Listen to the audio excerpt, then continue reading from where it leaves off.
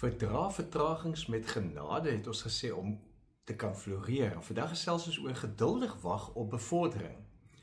By die werk waar jy maandelang jou beste gegee het en die verwagte e-pos of boodskap of bevordering of erkenning van sukses steeds nie arriveer nie, kan die stilte soos 'n baie swaar las voel. En hierdie wagtyd toets nie net jou geduld nie, dit toets ook jou karakter. Maar in plaas daarvan om toe te laat dat frustrasies oorneem, kan jy die vertraging sien as 'n geleentheid om jou vaardighede te slyp.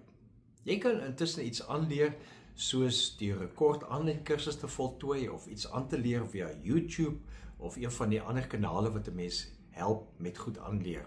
Jy kan jou netwerk versterk. Jy kan 'n mentor raadpleeg vir waardevolle terugvoer en motivering. En so verander hierdie tyd van wag in 'n tyd van groei. Dink byvoorbeeld aan entrepreneurs wat in die tegnologiewêreld jare lank vat om hulle idee uit te rol en te laat deurbreek. En hulle sukses is meeste van die tyd nie die produk van onmiddellike beloning nie, maar van volgehoue inspanning en die vermoë om vertragings met hoop en vasberadenheid te verdra. Ander mense se negatiewe, nee, dit sal nie werk nie, laat hulle juis aanhou om die teendeel te bewys en dan uiteindelik te slaag. Ek sien in die positiewe sielkunde word beklemtoon dat geduld jou emosionele welstand versterk en jou help om stresvolle wagperiodes met groter veerkrag te hanteer. Ook die Bybel herinner ons in Klaagliedere 3 vers 25 en 26. Die Here is goed vir wie op hom bly hoop, vir die mens wat na sy wil vra.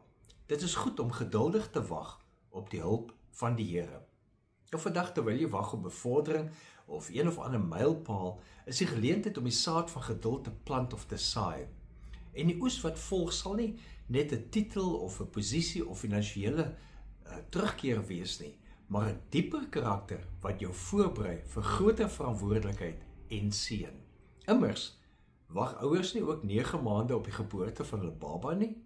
Hulle het wel 'n moontlike datum, maar ook hulle moet wag. Wag, jou tyd sal kom. Leef geïnspireerd.